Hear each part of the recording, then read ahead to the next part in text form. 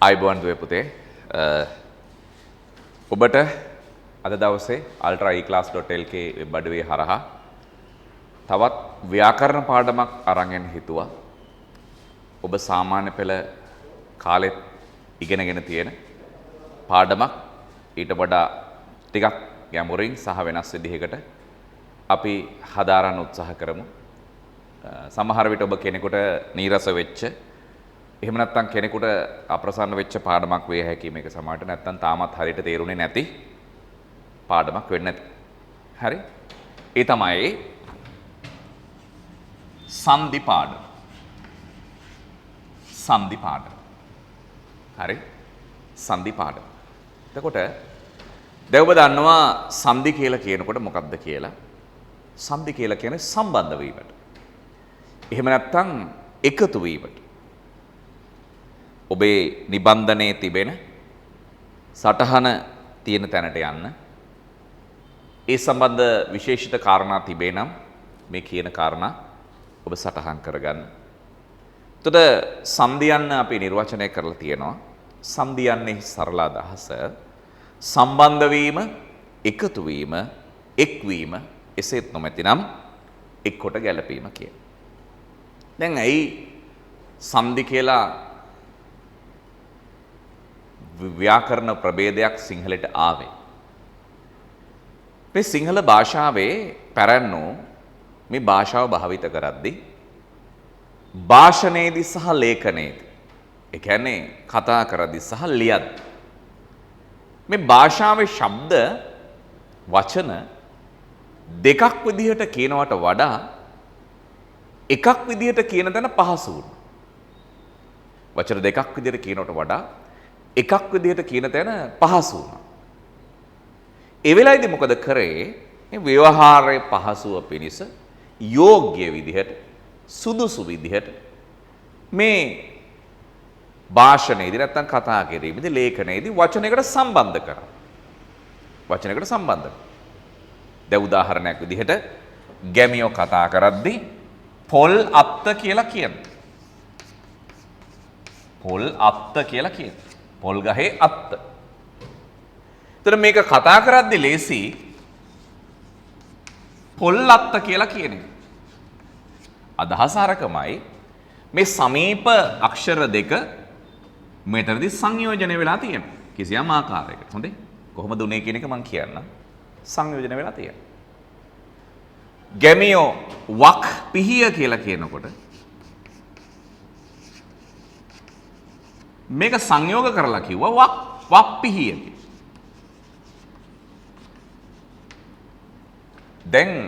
දැන් සාමාන්‍ය ව්‍යවහාරයේදී මේ වචන දෙකේ තියෙන මේ සමීපස්ත අක්ෂර දෙක සංයෝජනය වුණා, සම්බන්ධ වුණා. සංදිය කියන්නේ සම්බන්ධ වීමනේ. දැන් මාර්ග සංදි තියෙනවා, මං සංදි තියෙනවා, පාරවල් එකට යා වෙන තැන්. දැන් අපේ ශරීරයේ හන්දි තියෙනවා. හන්දිපත් රුදාව කියලා කියන්නේ. ඒතර මේවා හන්දි. අත්වල කකුල්වල නැමෙන තැන් හන්දි. ඒවා අස්තියකට සම්බන්ධ වෙලා තියෙනවා. ඒ වගේ මේ භාෂාවේ උච්චාරණය පිණිස නැත්නම් සුඛෝච්චාරණය සඳහා මනසේ උච්චාරණය කියන පිණිස මේ වචන එකට සම්බන්ධ වුණා. ඒ එකට සම්බන්ධ වීමට තමයි අපි කියන්නේ සංදි කියන්නේ. පසු කාලීනව මොකද කරේ? ව්‍යාකරණඥයෝ මේ භාෂාවේ තියෙන විවිධ රටා අධ්‍යයනය කරන්න ගත්තා. භාෂාව කියන්නේ රටා සමුදායක්නේ. මේ භාෂාවේ තිබෙන විවිධ රටා අධ්‍යයනය කරන්න ගත්තා.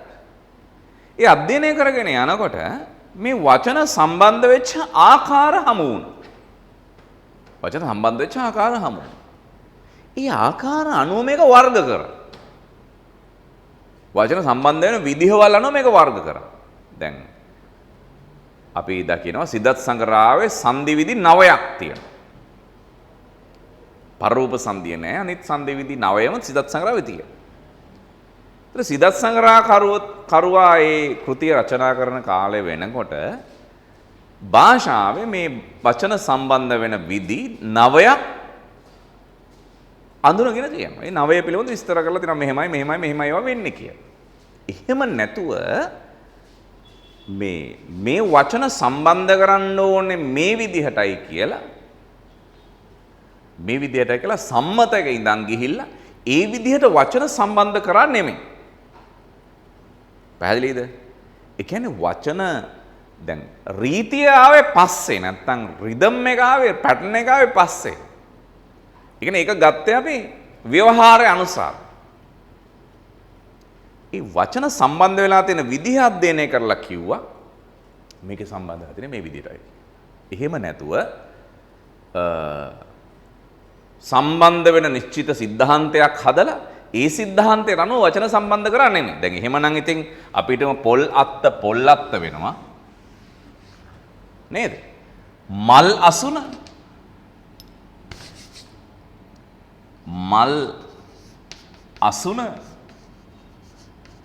මලසුන වෙනවා. හරිද? එතකොට මෙතනත් අල්ලා යන්නයි අයන්නයි තියෙන්නේ. මෙතනත් අල්ලා යන්නයි අයන්නයි තියෙන්නේ. එතකොට අල්ලා යන්නයි අයන්නයි ලෑ වුණා මෙතන. මේ මල් අසුන මලසුන. එහෙනම් පොල් අත්ත පොලත්ත වෙන්න එපා. එහෙම වෙන්නේ නැහැ. මොකද ඒකට හේතුව මේක එක විදිහකට සම්දි වුණා මේක තව විදිහකට සම්දි වුණා. මේ ශුද්ධ විද්‍යාවේදී වගේ හැම අවස්ථාවෙදිම කිසියම් රසායනික ද්‍රව්‍ය දෙකක් සංයෝජනය වෙනකොට එකම ප්‍රතිඵලය එනවා කියලා එකක් නැහැ. රසායනික සංයෝග දෙකක් මොනවා හරි දෙකක් එකතු වෙනකොට රසායනික දැන් ඔබ දන්නවනේ විද්‍යාවේදී සෝඩියම් ක්ලෝරයිඩ් ඒ වගේ තියෙනවනේ. එහෙම වෙනකොට අනිවාර්යයෙන් මේ ප්‍රතිඵලය එනවා කියලා එකක් නැහැ. ඒ නිසා ඔබ මතක තියාගන්න ඕනේ භාෂාවේ මේ සංදි කියන එක නිර්මාණය වුණේ සංදි වර්ග වලට කලින්. සංදි කියන එක ව්‍යවහාරේ නිර්මාණය වුණා. පස්සේ කාලෙක ඒවා විග්‍රහ වෙන විදිහ හොයාගෙන ඒ රිද්ම් එක හොයාගෙන පැටර්න් එක හොයාගෙන ඒ ක්‍රමවේද හොයාගෙන ඒ රටාවන් හොයාගෙන ඒ රටාවන් ඔස්සේ සංදි වලට නම් දුන්නා. එහෙම තමයි සංදි කියන එක නිර්මාණය වුණේ. ඒතර සංදි පිළිබඳව අපි විවිධාකාරයට විග්‍රහ කරනවා ඔබ දන්නවා. එතකොට ඔබට විශ්වවිද්‍යාලය වගේ ගියපුවාම මේ සංදි වල තියෙන යම් දෝෂ ඒ වල තියෙන ගැටලු සහ ඒවා එහෙම වෙන්නේ කොහොමද කියන එක ප්‍රශ්න කරන්න පුළුවන්. නමුත් උසස් පෙළ ශිෂ්‍යාවක් විදිහට ඔබ ඉගෙන ගන්නකොට මූලික වශයෙන් අපි පදනමේලා සලකන්නේ මේ සිදත් සංගරාකරුවාගේ විග්‍රහය. සහ පසු කාලීන ව්‍යාකරණඥයන්ගේ ඒ විග්‍රහය. ඉතින් එහාගේ ගැඹුරු තර්කානුකූල විග්‍රහයක් සංදි පිළිබඳව කරන්න අපි උසස් පෙළ විභාගයේදී බලාපොරොත්තු වෙන්නේ නැහැ. මොකද උසස් පෙළ විභාගයේදී මූලික දේවල් ටික තමයි අපි උගන්වන්නේ. එතනින් එහාගේ විචාරාත්මක સિદ્ધාන්ත යම් ගුරුකුලවල තියෙන කිසියම් අදහස් ඒවා අපි විශ්වවිද්‍යාලයේදී ඉගෙන ගන්න පුළුවන්. හරි? විශ්වවිද්‍යාලයේදී ඉගෙන ගන්න පුළුවන්. එතකොට තමයි ඔබ විද්‍යාර්ථියෙක් විදිහට ඒව පිළිබඳව කල්පනා කරන්න වෙන්නේ. හැබැයි ඒ තලයට යන්න ඔබ මූලික හඳුනා ගැනීම අවශ්‍යයි. බේසික් දේවල් ටික ඉගෙන ගන්න ඕනේ. එතකොට පුළුවනි අපිට එතනින් එහා පියවරක් අඩියක් තියන්න. හරි? ඒ නිසා අපි ආරම්භයේදීම බලමු මේ සිදත් සංගරාකරුවා කොහොමද සංදි විග්‍රහ කරලා තියෙන්නේ. පෙරපර වනන් නිසි විදිනි ගලපනු සඳනම්.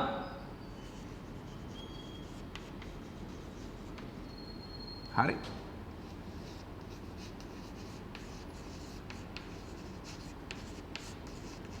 වනලොප් අදෙස් ඈෙහි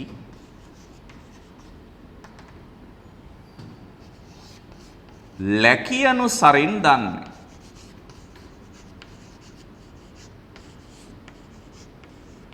ඔන්න ඔහම තමයි සිදත් සංගරාකරුවා මේ සංදි පිළිබඳව විග්‍රහ කරලා තියෙන්නේ. හරිද? මොකද්ද විග්‍රහ කරලා තියෙන්නේ? මේ තමයි අපිට හම්බෙන මූලිකම නිර්වචනයේ සංදි පිළිබඳව. පෙරපර වනන් නිසි විදිනි ගලපනු සඳන. හරි? ඒතර බලන්න පෙර කියන්නේ පෙර පදයේ අක්ෂරය. පර කියන්නේ පසු පදේ. වනන් කියන්නේ වර්ණයන් නැත්නම් අක්ෂර වර්ණමාලාව කියලා කියනවා.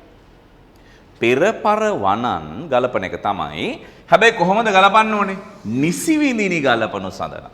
ඔන්න. ඒකයි මම අර කලින් උදාහරණ දෙකේ මල් අසුන මලසුන වුණාට පොල් අත්ත පොලත්ත වෙන්නේ නැහැ. ඒක වෙනස්. ඇයි මේ නිසි විදිනි කියන කාරණේ. අපිට ඕන විදිහට සම්බන්ධ කරන්න බෑ රසායනික සංයෝග වගේ. එහෙම නැත්නම් වෙනත් කිසියම් දෙයක් පුරුද්දනවා වගේ භෞතික දෙයක් එකට සම්බන්ධ කරනවා වගේ භාෂාවේ වචන පුරුද්දන්න බෑ. අකුරු සම්බන්ධ කරන්න බෑ. ඒක නුසිය ආකාරයට එන්න ඕන. මොකද ඒකට හේතුව සංදි කියන එක බිහි වුණේ කලින් සංදි වචන සම්බන්ධ වුණේ කලින් පස්සේ තමයි ඒ සම්බන්ධ විග්‍රහය ආවේ කොහොමද ඒක උනේ කියලා. ඒ නිසා මතක තියාගන්න මේ නිසි විදිය කියන එක දැනගන්න ඕනේ. ඒක අපිට දැනගන්න සම්මතයක් තියෙනවා. කොහොමද වන ලොප් අදෙස් ඈහි වන කියන්නේ වර්ණ නැත්නම් අක්ෂර ලොප් කියන්නේ ලෝපය ඉවත් කිරීම අදෙස් කියන්නේ ආදේශ කිරීම ඈ කියන්නේ ආදිය කියන්නේ ආදිය එහි ඒ කියන්නේ මේ සංදි කිරීමේදී අක්ෂර ලොප් කිරීම ඉවත් කිරීම ආදේශ කිරීම ආදිය එහි ලැකිය අනුසරින් දන්නේ මේකත් සංදිපද ලැකිය අනුසරින්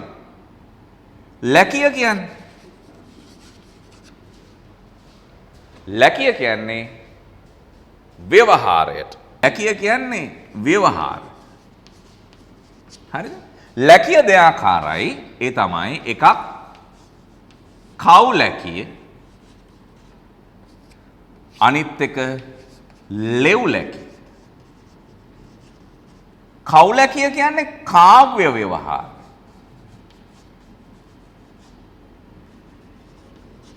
ලෙව් ලැකිය කියන්නේ ලෝක විවහාර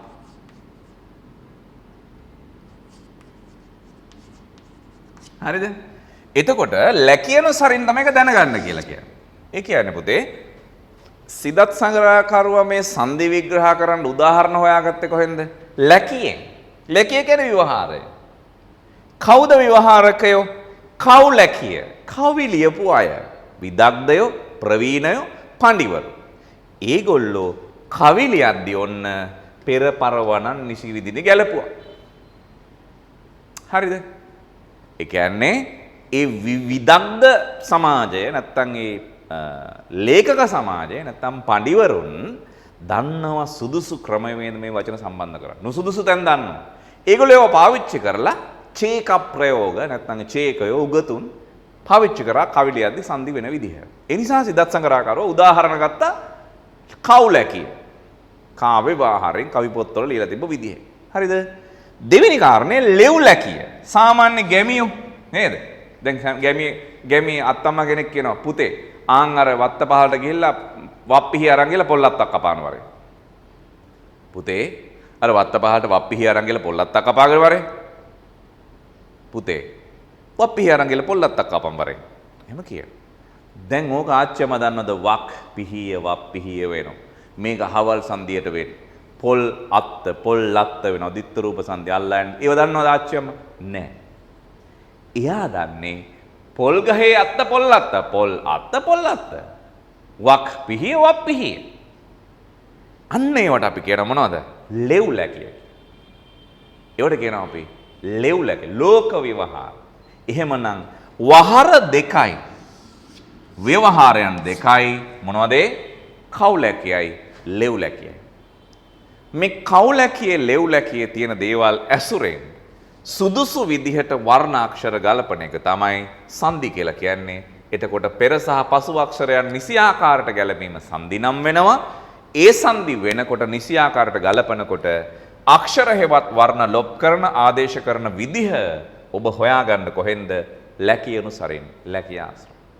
පැහැදිලිද එහෙනම්? ඔය තමයි සිදත් සංග්‍රහකරුවා සංදි පිළිබඳව තමන්ගේ විග්‍රහය ඉදිරිපත් කරන විදිහ.